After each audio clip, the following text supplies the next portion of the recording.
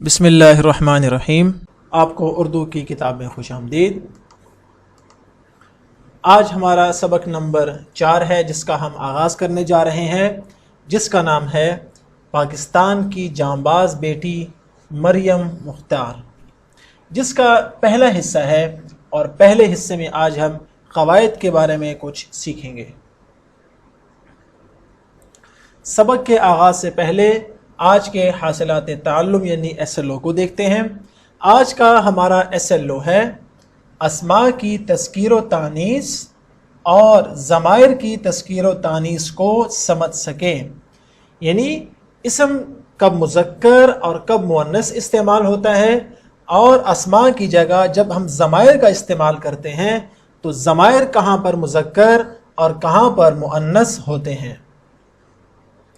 تو اپنے سبق کا آغاز کرتے ہیں، اور سبق چونکہ نہایت اہم اور ضروری ہے، اس لیے آج آپ نے سبق غور سے سننا ہے اور پوری سمجھنے کی کوشش کرنی ہے۔ سب سے پہلے ہم سیکھیں گے اسم کے بارے میں کہ اسم کسے کہتے ہیں۔ وہ آپ کو معلوم ہے اور ہم پچھلی کلاسز میں یہ پڑھ چکے ہیں کہ کسی شخص، جگہ، چیز یا جانور کے نام کو اسم کہتے ہیں، یعنی کسی بھی شخص کا نام، کسی بھی جگہ کا نام، کسی بھی چیز کا نام یا کسی بھی جانور کا نام کیا کہلائے گا؟ اسم کہلائے گا۔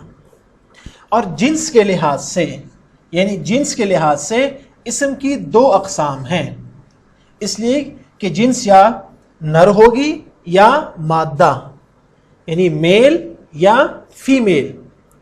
اور نر کے لیے جو استعمال ہوگا اسے ہم مذکر کہتے ہیں، اور مادہ کے لیے جو اسم استعمال ہوتا ہے اسے ہم مؤنث کہتے ہیں، جیسے لڑکا اور لڑکی۔ آپ کو معلوم ہے کہ لڑکا وہ نر کے لیے آتا ہے اور لڑکی مادہ کے لیے استعمال ہوتا ہے، لہٰذا ہم یہ کہہ سکتے ہیں کہ لڑکا مذکر ہے اور لڑکی مؤنث ہے، اور آگے اس کی تعریف کتاب میں موجود بھی ہے۔ اور مذکر کی تعریف کیا لکھی ہوئی ہے؟ وہ اسم جو نر کے لیے استعمال کیا جائے، جیسے لڑکا، بکرا، مالی، جمیل، فنکار اور اونٹ۔ یہ سب چیزیں نر کے جنس سے تعلق رکھتی ہیں، اس لیے ان کے لیے جو اسم استعمال کیا جائے گا اسے ہم کہیں گے مذکر۔ اور مؤنث کسے کہتے ہیں؟ ایسا اسم جسے مادہ کے لیے استعمال کریں، مثلا لڑکی، بکری، مالن، جمیلہ، فنکارہ اور اونٹنی وغیرہ۔ یہ تمام چیزیں اور تمام اسماء مادہ سے تعلق رکھتے ہیں، اس لیے یہ تمام اسماء جو آپ کے سامنے لکھے گئے ہیں یہ تمام اسماء مؤنث کہلائیں گے۔ اور یاد رکھیں کہ جب آپ نے مذکر اور مؤنث اسماء سیکھ لیے تو اس کے لیے جو ضمائر استعمال ہوتے ہیں وہ بھی بالکل ایسے ہی ہیں۔ کیا مطلب؟ یعنی مذکر کے لیے جو ضمیر استعمال ہوگی وہ بھی مذکر کی ہوگی، اور مؤنث کے لیے جو ضمیر استعمال ہوگی وہ بھی مؤنث ہی کی ضمیر استعمال ہوگی۔ یعنی اسم اگر مذکر ہے تو اس کی ضمیر بھی کیا ہوگی؟ مذکر، اور اسم اگر مؤنث ہے تو اس کی ضمیر بھی مؤنث ہوگی۔ یہ ایک قاعدہ اور اصول آپ ہمیشہ یاد رکھیں کہ اسم اگر مذکر ہے تو اس کی ضمیر مذکر ہوگی، اور اسم اگر مؤنث ہے تو اس کی ضمیر بھی مؤنث ہی استعمال ہوگی۔ اور دوسرا قاعدہ آپ یہ یاد رکھیں کہ اسماء اگر مذکر ہیں تو اس کے ساتھ فعل بھی مذکر استعمال ہوگا، اور اسماء اگر مؤنث ہیں، اسم اگر مؤنث ہے تو اس کا فعل بھی مؤنث استعمال ہوگا۔ آگے کچھ مثالیں آپ کے سامنے آ بھی جائیں گی جس سے یہ بات مزید واضح ہو جائے گی۔ اب ہم چلتے ہیں کتاب کی طرف۔ کتاب میں جو پہلی بات لکھی ہے اس پر آپ غور کریں۔ اسماء کی تذکیر و تانیث کا ایک اصول یہ بھی ہے کہ مذکر اسم کے ساتھ فعل بھی مذکر استعمال ہوتا ہے، یعنی مذکر اسم ہوگا تو فعل بھی کیا ہوگا؟ مذکر۔ اسماء کی تذکیر و تانیث کو سمجھنے کے لیے چند مثالوں پر غور کریں۔ آئیں چند مثالوں کو دیکھتے ہیں جس میں اسم کے ساتھ اس کا فعل بھی مذکر استعمال ہوا ہے۔ پہلی مثال، لڑکا بھاگتا ہے۔ اب یہاں کہ چونکہ اسم وہ مذکر ہے، لہذا بھاگتا جو فعل ہے وہ بھی کون سا استعمال کیا گیا؟ جی ہاں، مذکر۔ میں نے اخبار پڑھا۔ اب یہاں پر اخبار پڑھا، یہاں پر بھی پڑھا مذکر استعمال ہوا ہے، اس لیے کہ اسم یہاں پر کیا تھا؟ مذکر تھا۔ اگلی مثال دیکھیں، سارا نے مضمون لکھا۔ اب یہاں پر مضمون چونکہ مذکر ہے، لہذا اس کا فعل بھی کیا ہوگا؟ مذکر۔ تم نے کبوتر اڑایا، اور اگلی مثال، اس نے چائے بنائی۔ اب ان تمام مثالوں میں جہاں پر اسم مذکر ہے وہاں فعل بھی مذکر استعمال ہوا، اور جہاں اسم مؤنث ہے وہاں فعل بھی مؤنث استعمال ہوا۔ یہ آپ کے سامنے کتاب میں بھی لکھا ہوا ہے۔ تو آپ نے سیکھ لیا اسم کسے کہتے ہیں، مذکر کیا ہوتا ہے، اور اسم کی جنس کے لحاظ سے دو اقسام بھی آپ نے پڑھ لی، مذکر جو نر کے لیے استعمال کیا جائے، اور مؤنث جو مادہ کے لیے استعمال کیا جائے۔ اور اس کے بعد ایک اصول ہمیں بتایا گیا بچوں، جو آپ نے ضرور سیکھا ہوگا، کہ مذکر اسم کے ساتھ فعل بھی مذکر استعمال ہوتا ہے۔ جیسے اگر یہاں پر لکھا ہے لڑکا بھاگتا ہے، اگر یہاں پر لڑکی لکھا ہو کہ لڑکی، تو اس کے ساتھ فعل بھاگتا نہیں آئے گا بلکہ بھاگتی ہے۔ دیکھیں میں لکھتا ہوں لڑکی بھاگتی ہے۔ اب یہاں پر چونکہ فعل اسم مؤنث ہے، لہذا فعل بھی کیا ہوگا؟ مؤنث ہی ہوگا۔ اب چلتے ہیں اور اسم اور مذکر اور مؤنث کے حوالے سے کچھ سوالات کو حل کرتے ہیں، تاکہ مذکر اور مؤنث کی تقسیم ہمارے سامنے مزید واضح اور کھل کر سامنے آ جائے۔ پہلا سوال کیا ہے؟ ڈیش برتن بناتی ہے۔ اب ہم نے یہ دیکھنا ہے کہ یہاں پر فعل چونکہ مؤنث استعمال ہوا ہے، لہٰذا ضرور بضرور یہاں پر جو اسم آئے گا وہ بھی مؤنث ہوگا۔ درست جواب کیا ہے؟ کمہار، کمہارن، موچن یا درزن۔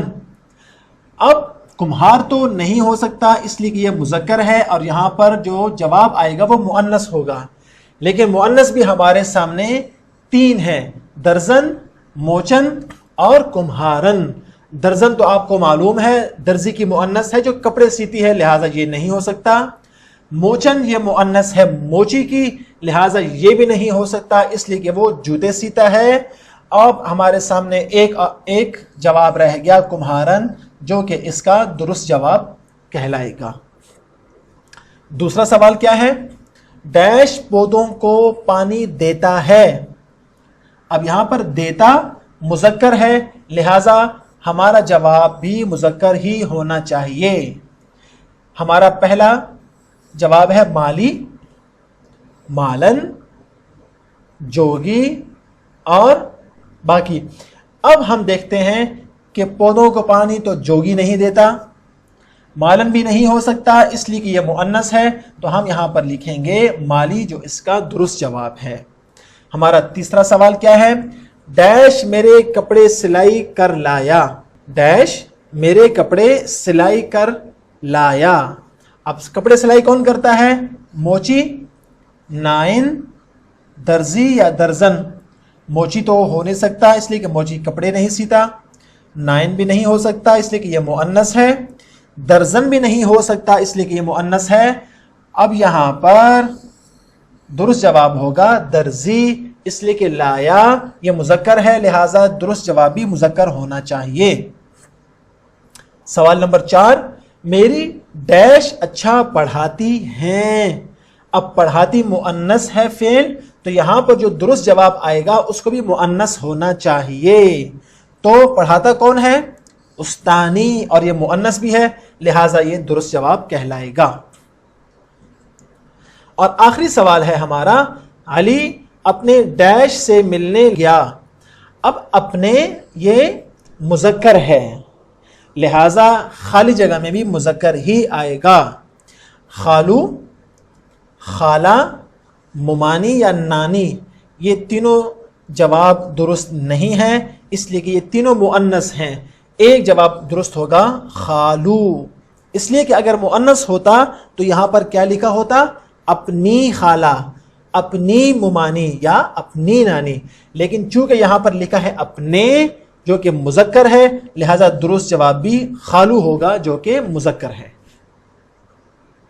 اب آپ کو دیتے ہیں ایک اچھا سا اور آسان سا گھر کا کام جس سے آپ کے گھر میں بیٹھے وقت بھی ضائع نہیں ہوگا. اور یہ گھر کا کام ہے آپ کے سمر پیک سے جو آپ کے پاس موجود ہونا چاہیے. اور یہ سرگرمی اور یہ سوال بڑے مزے کا ہے. اور وہ سوال کیا ہے؟ ذیل میں دیے گئے جملوں کو پڑھیں. اگر وہ مذکر معنی دے رہے ہیں تو انہیں مؤنث میں تبدیل کریں، اور اگر کسی جملے میں مؤنث اسم استعمال کیا گیا ہو تو اسے مذکر میں بدل کر لکھیں. تو یہ آپ کے سامنے 5 جملے آسان سے لکھے گئے ہیں اور آپ نے کرنا کیا ہے؟ اگر یہ جملے مذکر ہیں تو ان کو مؤنث میں، اور اگر مؤنث ہیں تو ان کو مذکر میں تبدیل کر کے آپ نے یہاں پر ان کو لکھ دینا ہے. اور یہ بہت مزے کا کام ہے. اور اس سوال کو حل کرنے سے پہلے بچوں آپ نے مذکر اور مؤنث کی تعریف اور ان میں فرق ایک مرتبہ دوبارہ دیکھ لینا ہے. اور دوسرا گھر کا کام جو آپ نے کرنا ہے اور جو آپ کے اگلے سبق کے لیے بہت مددگار ہوگا، آپ کے سامنے آپ کی کتاب سے ایک اقتباس دیا گیا ہے جو کہ آپ کے سبق پاکستان کی جانباز بیٹی سے لیا گیا ہے. آپ نے اپنی کتاب میں یہ اقتباس غور سے پڑھنا ہے، اور اس میں جہاں مذکر اور مؤنث اسماء ہیں یا ضمائر ہیں آپ نے ان کی نشاندہی کرنی ہے. جیسے رہی ہے یہ مؤنث ہے، اسی طرح جہاں جہاں بھی آپ کو مؤنث اسم ہو یا ضمیر ہو آپ نے اس کو اسی طرح دائرہ لگا کر اس کی نشاندہی کر دینی ہے. اور اپنے والدین سے بھی آپ مدد لے سکتے ہیں اگر کوئی سوال آپ کو مشکل لگتا ہے.